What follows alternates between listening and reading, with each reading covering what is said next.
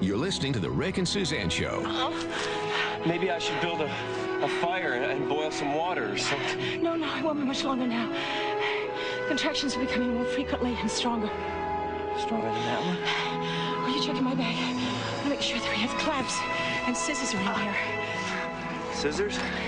The umbilical cord. We'll have to cut it. Definitely. Dr. Quinn, medicine woman, Jane Seymour is in studio with us as someone who had pneumonia as an adult. She has now become a spokesperson for adult vaccinations, especially for people who have been seriously sick in the past. We found out only yesterday, only 16% of Canadians know about this, according to a survey released yesterday. Almost half of Canadians unaware of what adult vaccines are needed to protect themselves against. And I'll let Jane say the name of what causes the bacterium that can cause pneumonia, meningitis, and make you quite ill. Jane Seymour, welcome to the program. Thank you. Jane, tell us about the experience that led you to campaign for adult vaccines, your own personal experience. Well, I had a form of pneumonia a number of years ago when I was doing the movie War and Remembrance. In fact, the director had full-blown pneumonia, and they closed down production for a while because we were both way too sick. And I remember the doctor telling me how seriously ill I was, and I really was. I mean, it was, usually I can pressure through most things. This was really bad. And he told me that I'd probably have some residual effects from this in the future.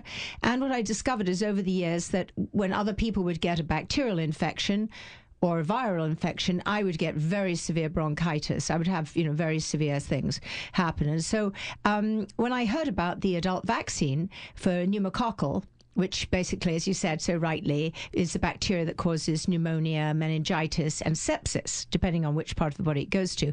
We will call it PD from now on. Okay. Agreed. Pneumococcal PD. Basically, the great news is there's a vaccine, and one shot, one time, and recommended usually after the age of 60, unless you have, major reasons, so you have kidney issues or liver issues or health issues that the doctor feels you should have it sooner. And this is something that can protect you against those really terrible diseases. And so I spoke to my doctor. In fact, I spoke to 3 doctors that I see in California, and all 3 of them said unequivocally, yes, Jane, you should do this. This is a great campaign. So that's why I'm here. So, I mean, that's amazing. We don't usually think of adults going to have vaccines. And so once you had the vaccine, how did that change everything for you? Well, I actually haven't had it yet. I'm about to have it because, I asked, I said, I take the flu vaccine, and then sometimes they say, it's a different flu. You know how that goes. So yes. I want to demystify this for people. The flu is a virus. We're talking about a bacteria. So whereas the flu vaccine is something you take or don't take every year, and so I think it's a good thing to take, the bacterial one, it's a one-off deal. And it has been recommended to me, and I am going to have it. I haven't had it yet, and I'm sure that once I do, I'm going to feel a lot happier about being around people that cough and sputter in my face. I want to be around, for my grandchildren. I want to be around as long as I can, and if I can avoid having pneumonia, more the better. And you're an incredibly active woman, human being. I don't know how you pack what you've managed to pack into a lifetime, never mind in a day, and what your day must be like, because you continue to work, you continue to act, you paint, you've got your designs going, you've got a very active family, the jewelry. I mean, when do you ever stop?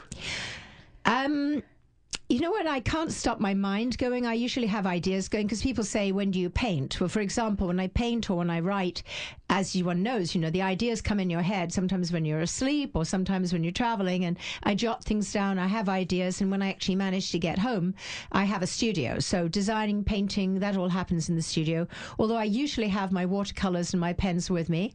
Thank goodness for portable devices that you can answer emails. My emails are very short. Yes, no, tomorrow. Call me later. Call me later. Yes, let's talk. Acting is something that I love to do. Obviously, being with my kids and supporting their endeavors is very near and dear to my heart. And I just count my blessings every day that not only am I employed, but I'm doing things that are fascinating and interesting and exhilarating and challenging. I like to challenge myself every day, and that's really what it comes down to. Is that what motivates you? I think so. I've never been bored in my life. I know some people say, "Oh, I'm so bored," and I'm going like, wow, what can that possibly be like? I can't even imagine it. You know, my life is just, I don't have enough hours in the day for all the things I really want to do. And I think because I had a few near-death experiences, and I think once you've had something like that happen, you're just not going to waste a minute. Plus, you also have this other view of your body as being like a car. You know, you take care of your car. You wouldn't willfully let it, you know, rust and crack and, you know, fall apart. So I kind of think of this body that I have as being something I want to take care of and want to be as comfortable as possible for the ride. This near-death thing, too, because you had a reaction to a medication, which almost took your life, and you almost lost your life because you didn't have a medication. Well, what happened here is, just to clarify that, is there was nothing wrong with the medication. It was how it was administered. It was supposed to go into a muscle and they hit a vein. So it could have been water. They could have given me blood. I mean, anything. I got a thing called anaphylactic shock. It happened in Spain, and unfortunately, that kind of thing apparently happens quite a lot. So mercifully, the good news is they had the antidote, which was cortisone and adrenaline. The only reason I even tell this story is that it just gives you a different perspective on life, and you realize the only thing you take with you is the love you shared and the difference you've made in the world. And I remember, I know it sounds hokey and everything, but I remember clearly afterwards just thinking, gosh, you know, all I wanted was to see my kids grow up and you know, be with the people that I love and be with my family. And if I could make a difference, that's something I'd want to do. And now I've got a foundation, the Open Heart Foundation. That's a very big part of my life. You know, the fact that it's speaking to a lot of Americans right now, the whole concept of taking a challenge and turning it into an opportunity to help other people. It's how I grew up from my mom and my dad. World War II survivors, you know, and it's something that's being passed on in this generation, and hopefully it's something that will inspire people, especially when times are hard, which they are right now for so many. Doctor and a nurse, your mom and dad, and so I guess the medicine woman. This was all just all in the cards, and that's a solitaire play. And she knew all about the now, umbilical cords and what to do with them and what to snip and what not to. You're talking about seeing your family grow, though, and you must be enormously proud of. You've got a kid who's well on his way to being a rock star, a comedian. I mean, let's just talk about your kids for a second. Okay, well, we started with Johnny. He's Johnny Cash's godson. We named him Johnny Keach after Johnny Cash. And we have the most beautiful footage of film of him sitting on Johnny Cash's lap as Johnny Cash sang his last album over his own recording to Johnny Keach. Johnny Keach has now become a recording artist. He's, if you want to listen to him, it's called pleadthefifthmusic.com, or you can go to janeseymour.com and incredible see what's website, new. By the way. And you can even see him in action. They've already opened for Cheap Trick in Vancouver and up and down the West Coast and in England and Ireland.